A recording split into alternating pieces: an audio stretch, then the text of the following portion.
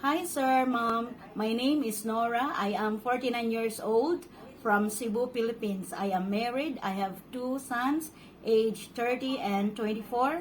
My highest education attainment is vocational in 2 years course as computer secretarial.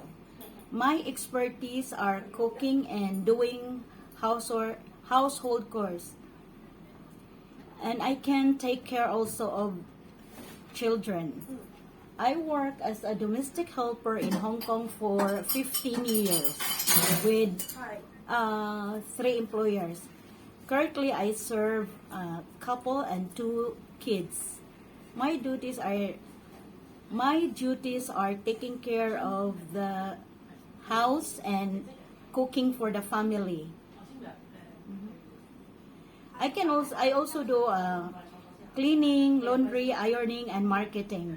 I To my future employer, Mama Sir, please choose me as your housemaid because I am hardworking, honest, trustworthy, fast learner, and can work with less supervision. I promise to be a good housemaid and promise to prioritize my job and finish my contract or more.